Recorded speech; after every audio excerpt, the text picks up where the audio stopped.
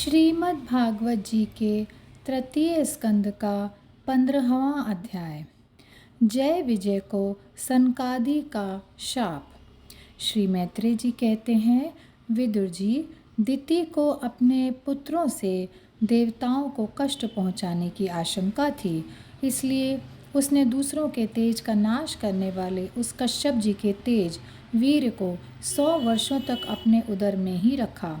उस गर्भस्थ तेज से ही लोकों में सूर्यादि का प्रकाश तीक्ष्ण होने लगा तथा इंद्रादि लोकपाल भी तेजोहीन हो गए।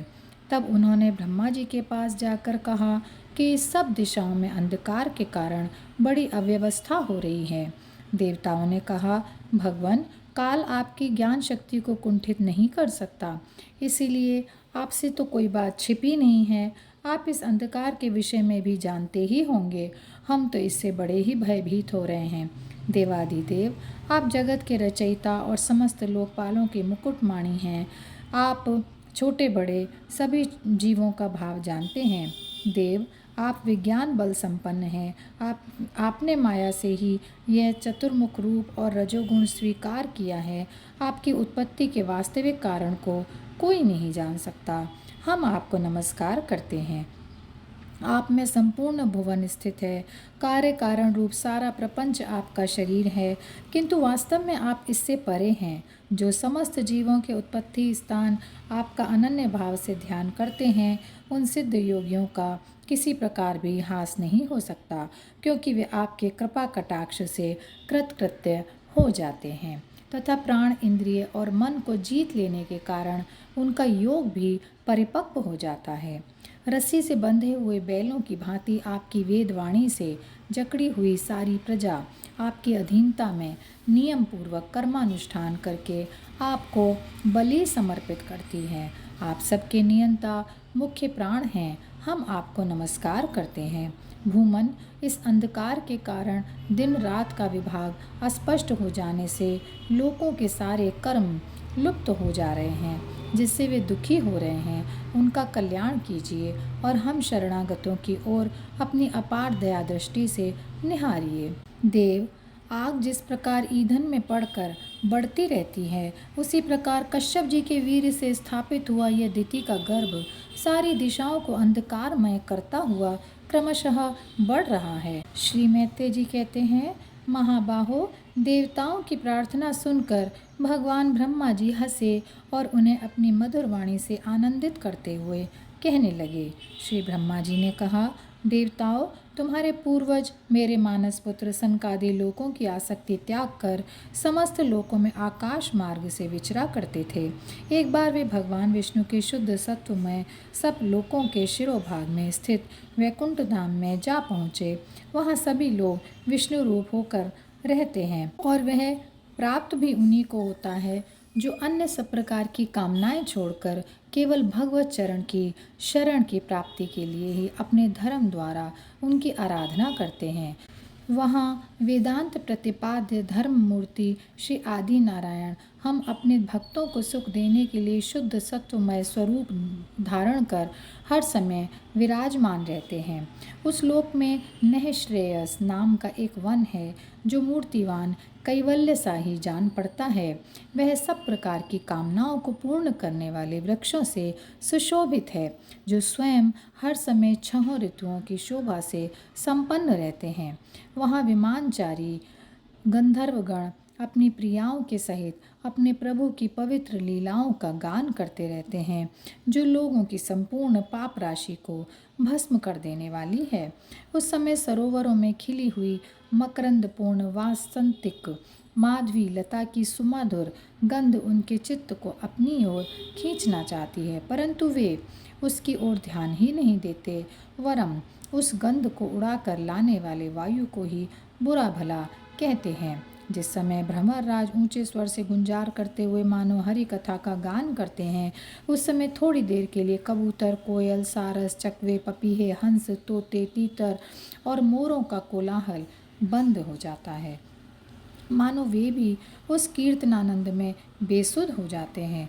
श्रीहरि तुलसी से अपने श्री विग्रह को सजाते हैं और तुलसी की गंध का ही अधिक आदर करते हैं।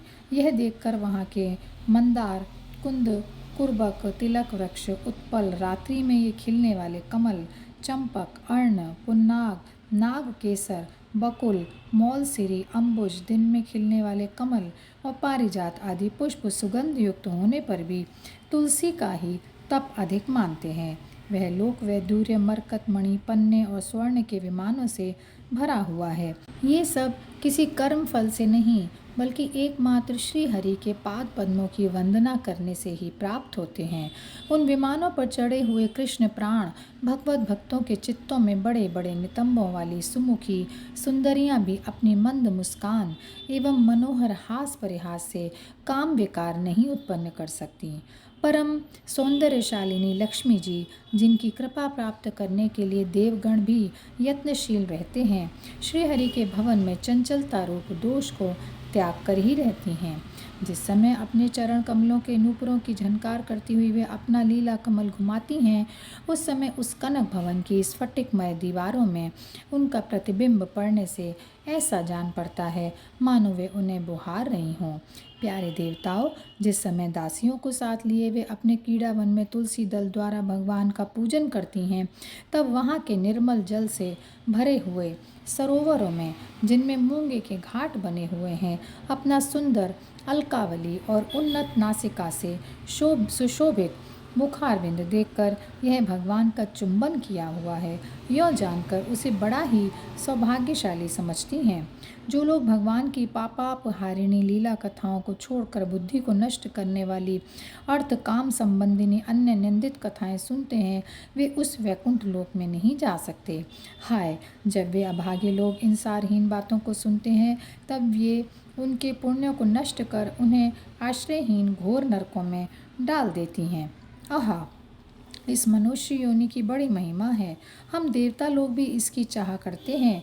इसी में तत्व ज्ञान और धर्म की भी प्राप्ति हो सकती है। इसे पाकर भी जो लोग भगवान की आराधना नहीं करते, वे वास्तव में उनकी सर्वत्र फैली हुई माया से ही मोहित हैं। देवाधिदेव श्री हरि का निरंतर चिंतन करते रहने के कारण जिनसे यमराज दूर रहते हैं, आप में प्रभु के सुयश की चर्चा चलने पर अनुरागजन्य विहलतावश जिनके नेत्रों से अविरल अश्रुधारा बहने लगती है तथा शरीर में रोमांच हो जाता है, और जिनके से शील स्वभाव की हम लोग भी इच्छा करते हैं, वे परम भागवती हमारे लोकों से ऊपर उस वैकुंठ धाम में जाते हैं। जिस समय सनकादि मुनि विश्वगुरु श्री हरि के निवास स्थान संपूर्ण लोकों के वंदनीय और श्रेष्ठ देवताओं के विचित्र विमानों से विभूषित उस परम दिव्य और अद्भुत वैकुंठ धाम में अपने योग बल से पहुँचे, तब उन्हें बड़ा ही आनंद हुआ। भगवत दर्शन की लालसा से अन्य दर्शनीय सामग्री की उपेक्षा करते हुए वैकुंठ धाम की 6 ड्योढ़ियाँ पार करके जब वे 7वीं पर पहुँचे, तब वहाँ उन्हें हाथ में गदा लिए 2 समान आयु वाले देवश्रेष्ठ दिखलाई दिए, जो बाजूबंद, कुंडल और किरीट आदि अनेकों अमूल्य आभूषणों से अलंकृत थे। उनकी 4 श्यामल भुजाओं के बीच में मतवाले मधुकरों से गुंजायमान वनमाला सुशोभित थी तथा बाकी भौहें फड़कते हुए नासिका रंध्र और अरुण नयनों के कारण उनके चेहरे पर कुछ शोभ के से चिन्ह दिखाई दे रहे थे। उनके इस प्रकार देखते रहने पर भी वे मुनिगण उनसे बिना कुछ पूछताछ किए जैसे स्वर्ण और वज्रमय किवाड़ों से युक्त पहली 6 ड्योढ़ी लांघ कर आए थे, उसी प्रकार उनके द्वार में भी घुस गए। और उनकी दृष्टि तो सर्वत्र समान थी और वे निशंक होकर सर्वत्र बिना किसी रोक टोक के विचरते थे। वे चारों कुमार पूर्ण तत्वज्ञ थे तथा ब्रह्मा की सृष्टि में आयु में सबसे बड़ा होने पर भी देखने में 5 वर्ष के बालकों से जान पड़ते थे और दिगंबर वृत्ति से नंग धड़ंग रहते थे। उन्हें इस प्रकार निसंकोच रूप से भीतर जाते देख उन द्वारपालों ने भगवान के शील स्वभाव के विपरीत सनकादि के तेज की हंसी उड़ाते हुए उन्हें बेंत अड़ाकर रोक दिया। यद्यपि वे ऐसे दुर्व्यवहार के योग्य नहीं थे। जब उन द्वारपालों ने वैकुंठवासी देवताओं के सामने पूजा के सर्वश्रेष्ठ पात्र उन कुमारों को इस प्रकार रोका, तब अपने प्रियतम प्रभु के दर्शनों में विघ्न पड़ने के कारण उनके नेत्र सहसा कुछ कुछ क्रोध से लाल हो उठे और वे इस प्रकार कहने लगे। मुनियों ने कहा, अरे द्वारपालो, जो लोग भगवान की महती सेवा के प्रभाव से इस लोक को प्राप्त होकर यहाँ निवास करते हैं, वे तो भगवान के समान ही समदर्शी होते हैं। तुम दोनों भी उन्हीं में से हो, किंतु तुम्हारे स्वभाव में ये विषमता क्यों है? भगवान तो परम शांत स्वभाव हैं, उनका किसी से विरोध भी नहीं है। फिर यहाँ ऐसा कौन है जिस पर शंका की जा सके? तुम स्वयं कपटी हो, इसी से ही अपने ही समान दूसरों पर शंका करते हो।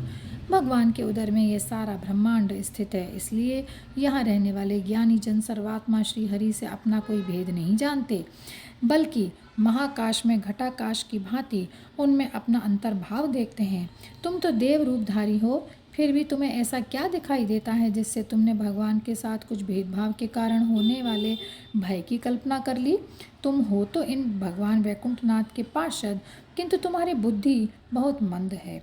अतएव तुम्हारा कल्याण करने के लिए हम तुम्हारे अपराध के योग्य दंड का विचार करते हैं। तुम अपनी भेद बुद्धि के दोष से इस वैकुंठ लोक से निकलकर उन पापमय योनियों में जाओ, जहाँ काम, क्रोध, लोभ, प्राणियों के ये 3 शत्रु निवास करते हैं। सनकादि के ये कठोर वचन सुनकर और ब्राह्मणों के शाप को किसी भी प्रकार के शस्त्र समूह से निवारण होने योग्य न जानकर श्रीहरि के वे दोनों पार्षद अत्यंत दीन भाव से उनके चरण पकड़कर पृथ्वी पर लौट गए। वे जानते थे कि उनके स्वामी श्रीहरि भी ब्राह्मणों से बहुत डरते हैं। फिर उन्होंने अत्यंत आतुर होकर कहा, भगवान, हम अवश्य अपराधी हैं, अतः आपने हमें जो दंड दिया है वह उचित ही है और वह हमें मिलना ही चाहिए। हमने भगवान का अभिप्राय न समझकर उनकी आज्ञा का उल्लंघन किया है, इससे हमें जो पाप लगा है वह आपके दिए हुए दंड से सर्वथा धुल जाएगा। किंतु हमारी इस दुर्दशा का विचार करके यदि करुणावश आपका थोड़ा सा भी अनुताप हो तो ऐसी कृपा कीजिए कि जिससे उन अधमाधम योनियों में जाने पर भी हमें भगवत स्मृति को नष्ट करने वाला मोह न प्राप्त हो। इधर जब साधुजनों के हृदय धन भगवान कमलनाथ को मालूम हुआ कि मेरे द्वारपालों ने सनकादि साधुओं का अनादर किया है, तब वे लक्ष्मी जी के सहित अपने उन्हीं श्री चरणों से चलकर ही वहाँ पहुँचे, जिन्हें परमहंस मुनिजन भी ढूंढते रहते हैं, सहज में पाते नहीं। सनकादि ने देखा कि उनकी समाधि के विषय श्री वैकुंठनाथ स्वयं उनके नेत्र गोचर होकर पधारे हैं। उनके साथ साथ पार्षदगण छत्र चामरादि लिए चल रहे थे तथा प्रभु के दोनों ओर राजहंस के पंखों के समान 2 श्वेत चंवर डुलाए जा रहे हैं। उनकी शीतल वायु से उनके श्वेत छत्र में लगी हुई मोतियों की झालर हिलती हुई ऐसी शोभा दे रही है मानो चंद्रमा की किरणों से अमृत की बूंदें झर रही हों। प्रभु समस्त सद्गुणों के आश्रय हैं। उनकी सौम्य मुख मुद्रा को देखकर जान पड़ता था कि मानो वे सभी पर अनवरत कृपा सुधा की वर्षा कर रहे हैं। अपनी स्नेहमयी चितवन से वे भक्तों का हृदय स्पर्श कर रहे थे और उनके सुविशाल श्याम वक्ष स्थल पर स्वर्ण रेखा के रूप में जो साक्षात लक्ष्मी जी विराजमान थीं, उनसे मानो वे समस्त दिव्य लोकों के चूड़ामणि वैकुंठ धाम को सुशोभित कर रहे थे। उनके पीताम्बर मंडित विशाल नितंबों पर झिलमिलाती हुई करधनी और गले में भ्रमरों से मुखरित वनमाला विराज रही थी तथा वे कलाइयों में सुंदर कंगन पहने अपना एक हाथ गरुड़ जी के कंधे पर और दूसरे से कमल का पुष्प घुमा रहे थे। उनके अमोल कपोल बिजली की प्रभा को भी लजाने वाले मकराकृति कुंडलों की शोभा बढ़ा रहे थे। उभरी हुई सुघड़ नासिका थी, बड़ा ही सुंदर मुख था, सिर पर मणिमय मुकुट विराजमान था तथा चारों भुजाओं के बीच महामूल्यवान मनोहर हार की और गले में कौस्तुभ मणि की अपूर्व शोभा थी। भगवान का श्री विग्रह बड़ा ही सौंदर्यशाली था। उसे देखकर भक्तों के मन में ऐसा वितर्क होता था कि इसके सामने लक्ष्मी जी का सौंदर्याभिमान भी गलित हो गया है। ब्रह्मा जी कहते हैं, देवताओं, इस प्रकार मेरे महादेव जी के और तुम्हारे लिए परम सुंदर विग्रह धारण करने वाले श्री हरि को देखकर सनकादि मुनीश्वरों ने उन्हें सिर झुकाकर प्रणाम किया। उस समय उनकी अद्भुत छवि को निहारते निहारते उनके नेत्र तृप्त नहीं होते थे। सनकादि मुनीश्वर निरंतर ब्रह्मानंद में निमग्न रहा करते थे, किंतु जिस समय भगवान कमल नयन के चरणारविंद मकरवंद से मिली हुई तुलसी मंजरी के गंध से सुवासित वायु ने नासिका रंध्रों के द्वारा उनके अंतःकरण में प्रवेश किया, उस समय वे अपने शरीर को संभाल न सके और उस दिव्य गंध ने उनके मन में भी खलबली पैदा कर दी। भगवान का मुख नील कमल के समान था, अति सुंदर, अधर और कुंदकली के समान मनोहर। हाथ से उनकी शोभा और भी बढ़ गई थी। उसकी झांकी करके वे कृत्य हो गए और फिर पद्मराग के समान लाल लाल नखों से सुशोभित करके चरण कमल देखकर वे उन्हीं का ध्यान करने लगे। इसके पश्चात वे मुनिगण अन्य साधनों से सिद्ध न होने वाली स्वाभाविक अष्ट सिद्धियों से संपन्न श्री हरि की स्तुति करने लगे, जो योग मार्ग द्वारा मोक्ष पद की खोज करने वाले पुरुषों के लिए उनके ध्यान का विषय अत्यंत आदरणीय और नयनानंद की वृद्धि करने वाला पुरुष रूप प्रकट करते हैं। सनकादि मुनियों ने कहा, अनंत, यद्यपि आप अंतर्यामी रूप से दष्ट चित्त पुरुषों के हृदय में भी स्थित रहते हैं, तथापि उनकी दृष्टि से ओझल ही रहते हैं, किंतु आज हमारे नेत्रों के सामने तो आप साक्षात विराजमान हैं। प्रभु, जिस समय आपसे उत्पन्न हुए हमारे पिता ब्रह्मा जी ने आपका रहस्य वर्णन किया था, उसी समय श्रवण रंध्रों द्वारा हमारी बुद्धि में तो आप आ विराजे थे, किंतु प्रत्यक्ष दर्शन का महान सौभाग्य तो हमें आज ही प्राप्त हुआ है। भगवान, हम आपको साक्षात परमात्म ही जानते हैं। इस समय आप अपने विशुद्ध तत्वमय विग्रह से अपने इन भक्तों को आनंदित कर रहे हैं। आपकी इस सगुण साकार मूर्ति को राग और अहंकार से मुक्त मुनिजन आपकी कृपा दृष्टि से प्राप्त हुए सुदृढ़ भक्ति योग के द्वारा अपने हृदय में उपलब्ध करते हैं। प्रभु, आपका सुयश अत्यंत कीर्तनीय और सांसारिक दुखों की निवृत्ति करने वाला है। आपके चरणों की शरण में रहने वाले जो महाभाग आपकी कथाओं के रसिक हैं, वे आपके आत्यंतिक प्रसाद मोक्ष पद को भी कुछ अधिक नहीं गिनते। फिर जिन्हें आपकी जरा सी टेढ़ी भौं ही भयभीत कर देती है, उन इंद्रपद आदि अन्य भोगों के विषय में तो कहना ही क्या है। भगवान, यदि हमारा चित्त भौरे की तरह आपके चरण कमलों में ही रमण करता रहे, हमारी वाणी तुलसी के समान आपके चरण संबंध से ही सुशोभित हो और हमारे कान आपकी सुयश सुधा से परिपूर्ण रहें, तो आप अपने पापों के कारण भले ही हमारा जन्म नरकादि योनियों में हो जाए, हमें इसकी कोई चिंता नहीं है। विपुल कीर्ति प्रभो, आप हमारे सामने जो ये मनोहर रूप प्रकट किया है, उससे हमारे नेत्रों को तो बड़ा ही सुख मिला है। विषयासक्त अजितेंद्रिय पुरुषों के लिए इसका दृष्टिगोचर होना अत्यंत कठिन है। आप साक्षात भगवान हैं और इस प्रकार स्पष्टतया हमारे नेत्रों के सामने प्रकट हुए हैं। हम आपको प्रणाम करते हैं और यहीं पर यह अध्याय समाप्त होता है। जय श्री कृष्णा, जय श्री कृष्णा, जय श्री कृष्णा। गोविंद बोलो